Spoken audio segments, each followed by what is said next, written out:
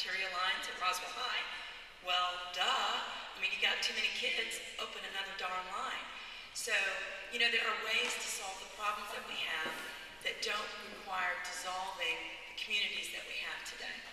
So, today we have about 2,500 kids at Roswell High, a little bit less. The capacity of the building with no portables is 2,000. We have about 2,700 kids at Milton, a little less, and the capacity of that building with no portables is about 2,000.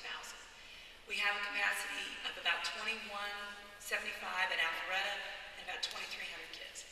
So my guess is that the school board is going to want to take those extra kids plus a little extra, because in 2017 they're projecting even more growth in the area, but mostly in our schools that exist today, and take even more of those kids out.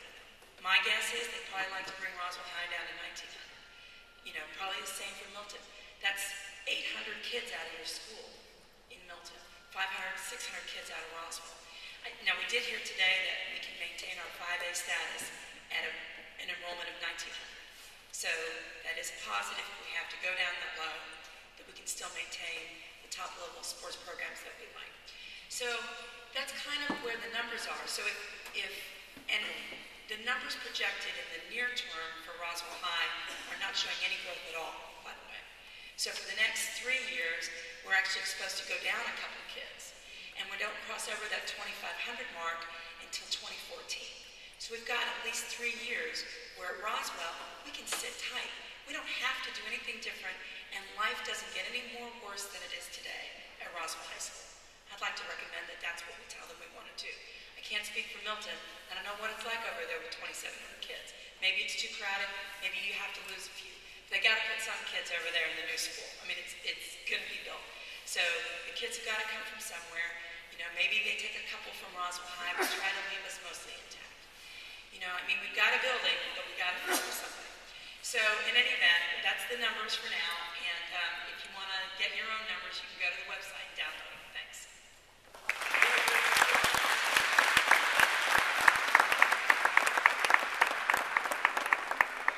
We're going to be hearing from the audience, but we wanted to give you some information before we got to questions and your comments.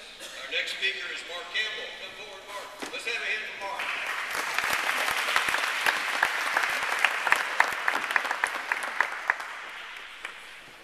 It's difficult to stand in one spot and talk, at least for me. But, hey, neighbors.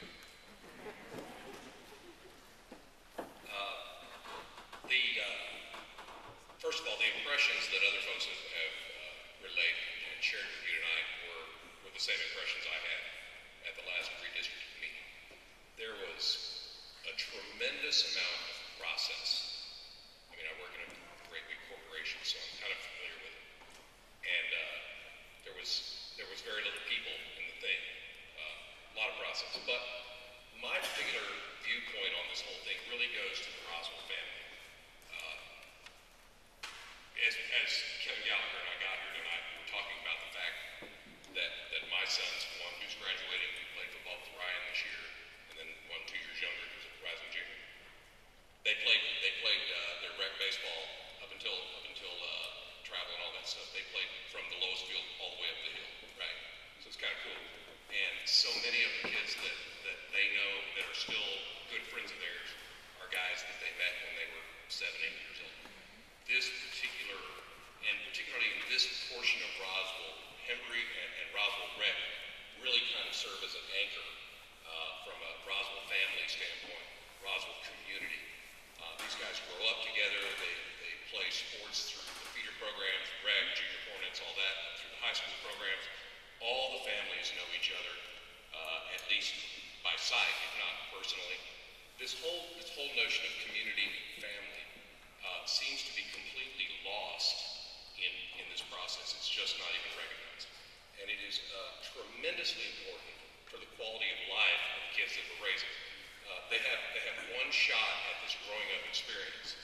And what they're getting here today is phenomenal. What they're getting in terms of an experience and an education at Roswell High School, I'd stand up against any public high school in the country. I don't see any benefit, and I probably would see some nods from the Centennial parents as well. I don't see any benefit from the kids' life experience standpoint of this redistricting. It doesn't seem to make a lot of sense to me. Now, in particular, one particular point that really kind of brought this all to a head for me. Let's just imagine that a couple of large neighborhoods on the northern edge of the current Roswell district got moved out of Roswell High School. Numbers kind of what Nan was talking about. If not one single additional student from any other part of the area came in, then there's a factor, and it's a recognized factor called a mobility factor that has to do with the makeup and mix of a particular community in a school. If you don't add one student and you just take students out, by default, the mobility factor of Roswell High School goes up. Okay? And what this mobility factor really drives to is the number of owned homes, single-family homes, that type of thing in a given district. Okay? So again, not adding one student but taking a couple of big neighborhoods out of the mix by default raises the mobility factor. There is plenty of data to support the notion that the higher the mobility factor of a given school, the lower the performance of that school. And there's data to back that up. It's not just conjecture.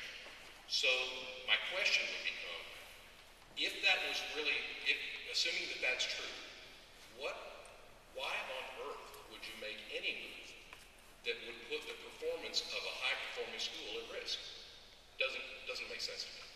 So again, these two things, this whole notion of Roswell family, and it truly is, and the impact, the sort of backwards impact on Roswell High by a move of taking kids out of it, I don't see it as having any benefit whatsoever.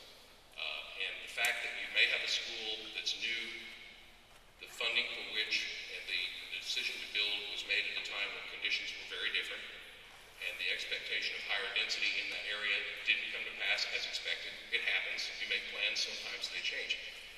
But simply filling a building for the sake of filling a building at the expense of other communities just doesn't play for me. So that's what I've got to say. Glad you're here. Hope to see you tomorrow night.